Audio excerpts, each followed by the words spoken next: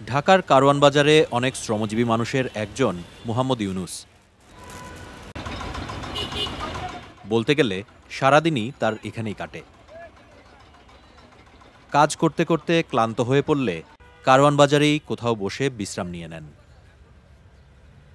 আর এখানেই কোনো চায়ের দোকানে খেয়ে নেন পাউরুটি, বিস্কুট, কেক, কলা, চা।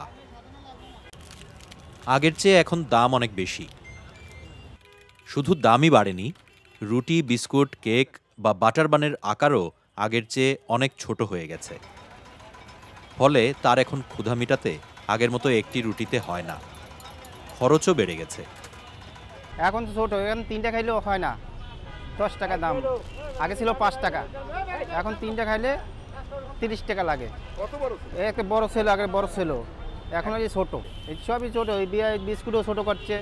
বিস্কুট আগে 5 টাকা ছিল, এখন 8-10 টাকা পিস বানাইছে, 5 টাকা পিস বানাইছে, ছোট।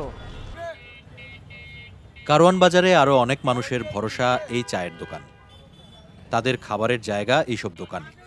কিন্তু দোকানদাররাও পড়েছেন বিপাকে। ক্রেতাদের কাছ থেকে নানা কথা শুনতে হয়, ঝগড়াও হয় তাদের সঙ্গে।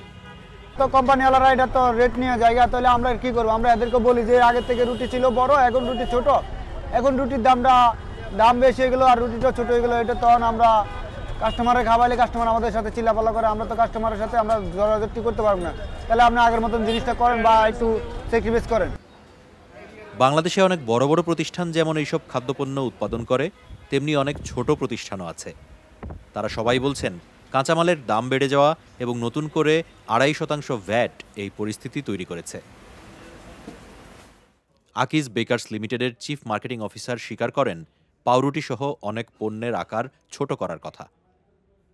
5 টাকার যে কেকের ওয়েট ছিল 13 গ্রাম বা 14, অনেকের 14 গ্রাম ছিল, এটাকে সবাই 12তে নিয়ে আসলো, 12 থেকে 11তে। পরবর্তী পর্যায়ে আরও দাম কিন্তু আস্তে আস্তে আরও বেড়েছে, কমে আর নাই, কোনো র মেটেরিয়াল দাম কমেনি। 12 থেকে অনেকে 11 হলো। এর মাঝখানে ভ্যাটের একটা ইফেক্ট আসলো।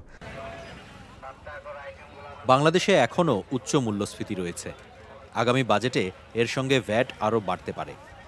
আর এই ধরনের খাদ্যপণ্যে ভ্যাট আরও বাড়লে তার চাপ পড়বে শ্রমজীবী সহ সাধারণ মানুষের উপর।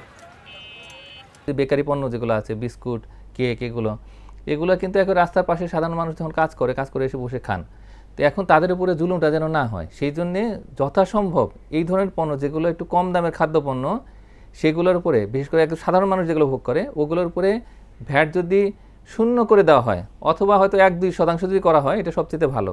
এতে করে ব্যবসাও যেমন প্রসারিত হবে, তেমনি করে কিন্তু এই মানুষের যে খাদ্যের উপরে যে চাপ, সেটা কিন্তু কমবে। মুহাম্মদ ইউনুসেরও আয় কমেছে, আর তার সঙ্গে দ্রব্যমূল্যের ঊর্ধ্বগতি তাকে দিশেহারা করে তুলেছে।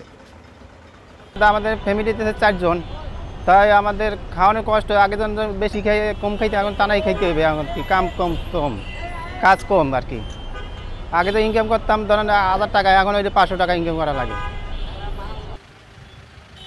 প্রতিদিন কারওয়ান বাজারে কোটি কোটি টাকার ব্যবসা দেখেন মুহাম্মদ ইউনুস, কিন্তু নিজের জীবনের হিসাব মেলাতে পারেন না।